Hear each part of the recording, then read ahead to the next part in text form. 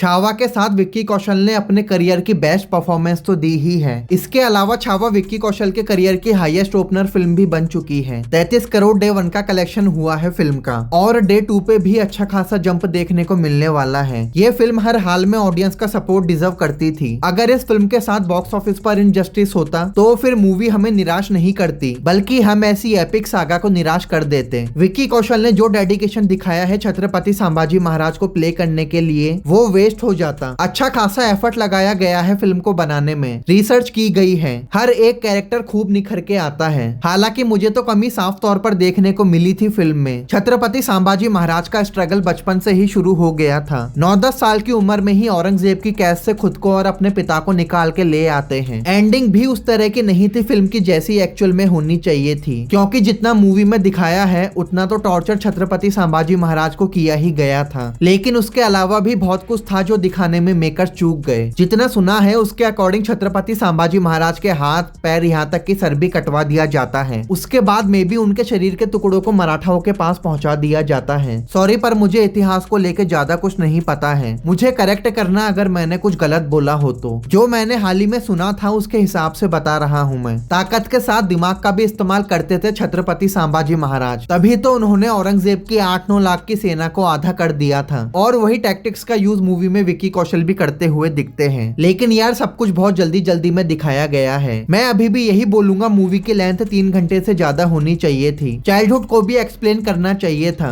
किस तरह छत्रपति संभाजी महाराज एक महान शूरवीर योद्धा बने। शस्त्र, घुड़सवारी, धनुषबाजी, तलवारबाजी, 13 लैंग्वेजेस को सीखना, इन सब की शिक्षा किस तरह प्राप्त करी थी संभाजी महाराज ने, मैं देखना चाहता था। 120 या उससे भी ज्यादा बैटल्स लड़ी थी संभाजी महाराज ने, और हर लड़ाई में विजेता बन के ही लौटे थे। 30 से 32 साल की उम्र में वो वीर गति को प्राप्त हो गए थे। इसी से आइडिया लग जाता है कि कितनी कम उम्र में उनके कंधों पर जिम्मेदारी आ गई थी। 120 युद्ध जीतने में कितना टाइम लगा होगा उन्हें, तो सोच के देखो कितनी कम उम्र में संभाजी महाराज युद्ध के मैदान में उतर गए थे। काफी सारी बातें थी जो मेकर्स दिखाने में चूक गए, लेकिन फिर भी फिल्म बनाने के पीछे एक अच्छी नियत थी मेकर्स की, वो साफ तौर पर दिखती है। तभी तो एक एक कैरेक्टर के ऊपर बहुत ध्यान दिया गया है, नहीं तो फिल्म छत्रपति संभाजी महाराज के ऊपर थी। मेकर्स चाहते तो सिर्फ विक्की कौशल पर फोकस करते हुए आगे बढ़ सकते थे, लेकिन संभाजी महाराज के साथ साय की तरह रहने वाले कवि कलश के ऊपर भी अच्छा खासा ध्यान दिया गया है। विनीत कुमार की परफॉर्मेंस उतनी ही ज्यादा तारीफ के काबिल है जितनी विक्की कौशल की। क्लाइमैक्स में विक्की कौशल एंड विनीत कुमार में कविता का कंपटीशन चलता है, उस मोमेंट पे विक्की कौशल को भी पीछे कर देते हैं विनीत कुमार परफॉर्मेंस के मामले में। रश्मिका मंदाना को लेके हर कोई डरा हुआ था कि कैसे वो पुल ऑफ कर पाएगी येसुबाई के कैरेक्टर को, लेकिन उनका काम मेरे लिए तो चौंकाने वाला था। डिसअपॉइंट तो बिल्कुल नहीं हुआ मैं। हालांकि कई बार साउथ एक्सेंट आ रहा था रश्मिका का, पर डायलॉग्स को बोलने में मेहनत की गई है उनके तरफ से पता चलता है। उनके डायलॉग से समझने में प्रॉब्लम नहीं हो रही थी। मूवी का ज्यादा से ज्यादा फोकस संभाजी महाराज कितने बड़े योद्धा थे इसी के ऊपर था, पर बीच बीच में मूवी हमें संभाजी महाराज की पर्सनल जिंदगी की तरफ भी ले जाती है। जैसे युद्ध जीतने के बाद संभाजी महाराज वापस लौटते होंगे तो येसुबाई के चेहरे पे किस तरह की खुशी देखने को मिलती होगी। कैसे येसुबाई संभाजी महाराज की कमजोरी नहीं बल्कि ताकत थी। हर पल संभाजी महाराज का हौसला बढ़ाने का काम करती थी वो, और येसुबाई की वही पॉजिटिविटी संभाजी महाराज को हिम्मत देती थी युद्ध में। संभाजी महाराज के परिवार वालों का ही उनके खिलाफ षड्यंत्र करना। तो भले ही छावा को बनाने में ज्यादा गहराई में ना उतरे हो मेकर्स, पर जितना दिखाया है और जिस तरह दिखाया है उसके लिए तालियां बजनी चाहिए। कहीं भी मौका नहीं दिया मेकर्स ने उंगली उठाने का फिल्म पे। भले ही मूवी में कम दिखाया है पर जबरदस्त दिखाया है। हाँ, लिबर्टी जरूर ली गई है फिल्म को बनाते टाइम, वो सारी बातें फिल्म शुरू होने से पहले ही क्लियर कर दी जाती है, लेकिन लिबर्टी के नाम पर किसी के सेंटिमेंट्स को हर्ट नहीं किया गया है। तरीके के साथ चेंजेस किए गए हैं। अब मुझे बहुत ज्यादा चेंजेस के बारे में तो नहीं पता है, लेकिन क्लाइमैक्स को चेंज किया गया है जहां तक है, क्योंकि जितना छावा में देखने को मिला है असलियत में उससे कई गुना ज्यादा हैवानियत दिखाई थी औरंगजेब ने संभाजी महाराज के साथ। मूवी में संभाजी महाराज की मृत्यु अलग तरह से होते हुए दिखती है, और असलियत में चीजें बहुत ज्यादा बुरी हुई थी, जिसको लेके मैं पहले ही बात कर चुका हूँ। लेकिन कुल मिला के छावा एक ऐसी कहानी है जिसके बारे में हर किसी को जानना चाहिए। और इस फिल्म के बाद विक्की कौशल बहुत बड़े सुपरस्टार बनने वाले हैं। वैसे वो ऑलरेडी सुपरस्टार है, बस छावा से उन्होंने इस बात को पक्का कर दिया। इस फिल्म के लिए विक्की कौशल को कितने अवार्ड्स मिलेंगे पता नहीं, लेकिन अवार्ड मिलने पर विक्की कौशल खुशनसीब नहीं होंगे, बल्कि जितने अवार्ड्स विक्की कौशल के पास आएंगे वो खुशनसीब होंगे कि किसी सही आदमी के हाथों में जा रहे हैं। बाकी आपको संभाजी महाराज की जीवन कथा के बारे में पहले से पता था या नहीं, एंड छावा में कितने चेंजेस किए गए हैं, अगर आपको पता हो तो कमेंट्स में जरूर से शेयर करना। वीडियो पसंद आया तो लाइक शेयर कर देना। Till then